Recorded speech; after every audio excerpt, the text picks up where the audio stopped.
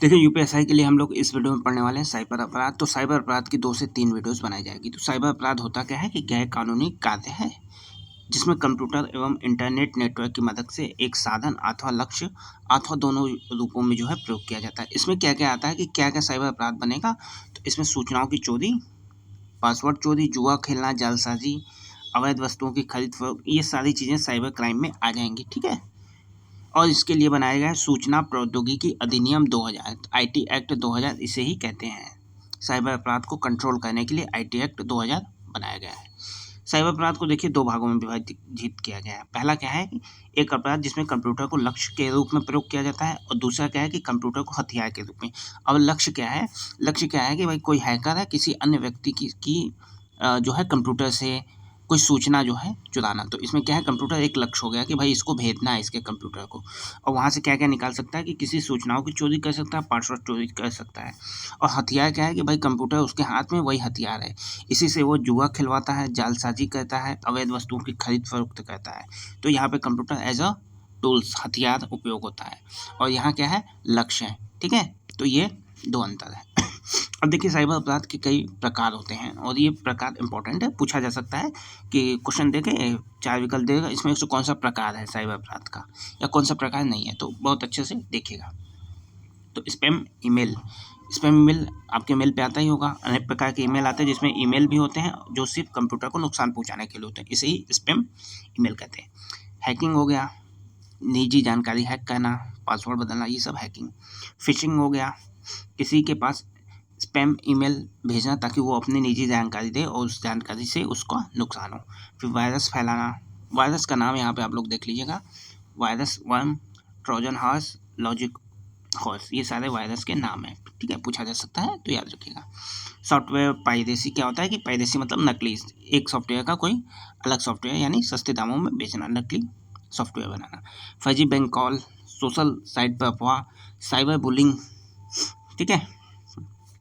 क्या होता है साइबर बुलिंग? भाई अशोभनीय कमेंट कर देना, इंटरनेट पे धमकी देना, किसी का इस स्तर का मजाक बनाना कि तंग हो जाए, ये सारे जो है साइबर बुलिंग के अपराध में आते हैं, और ये सारे अपराध हैं।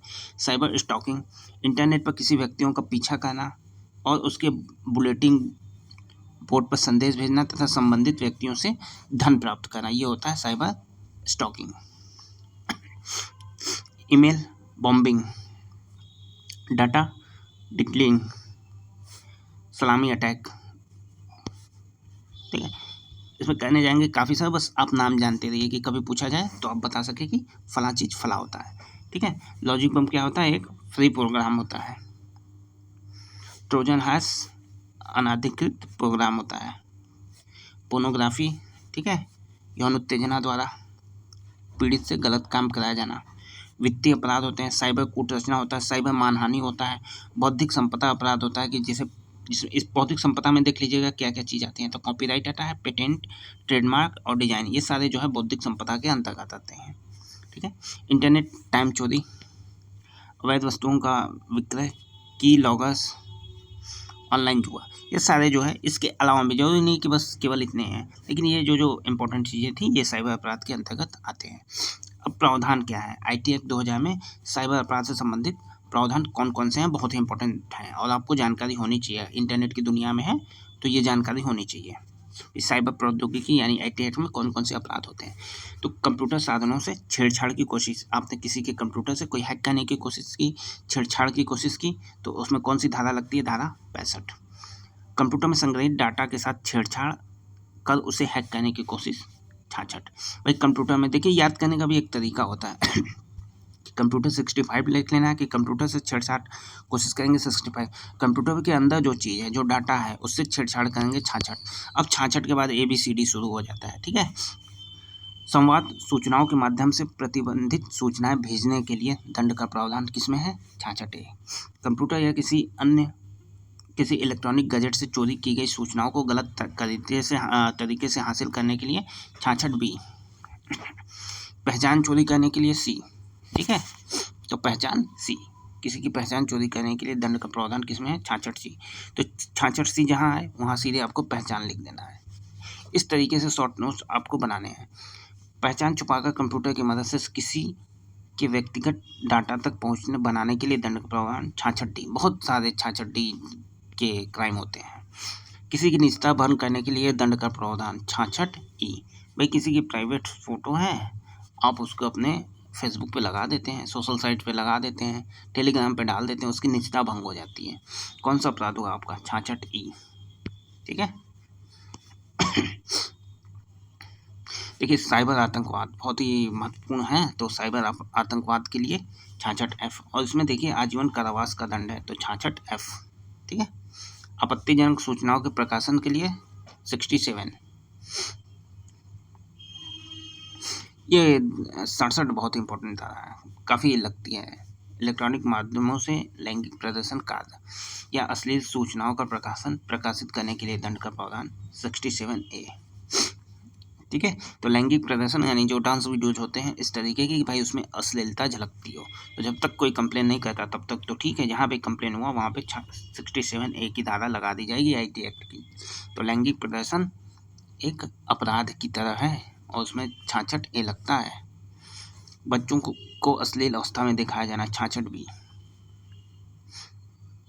ठीक है। तो यहाँ पे कोई फिर आपको 70 देख लेना है। सुरक्षित कंप्यूटर तक अनाधिकार पहुंच बनाने से संबंधित प्रावधान 70। डाटा या आंकड़ों को गलत तरीके से पेश करना धारा 71। मिथ्या इलेक्ट्रॉनिक हस्ताक्षर का प्रकाशन धारा 73।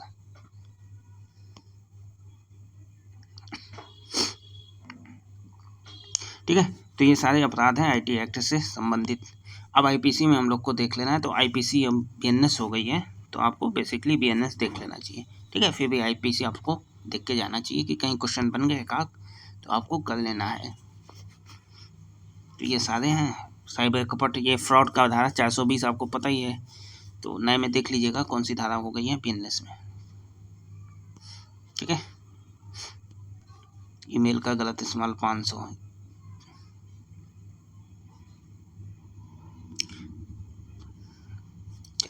साइबर अपराधों से निपटने की दिशा में भारत द्वारा प्रयास। तो राष्ट्रीय साइबर सुरक्षा नीति 2013 जो है वो जारी की गई है। तो ये आपको पता होना चाहिए कि राष्ट्रीय सुरक्षा नीति कब जारी हुई है? 2013 में।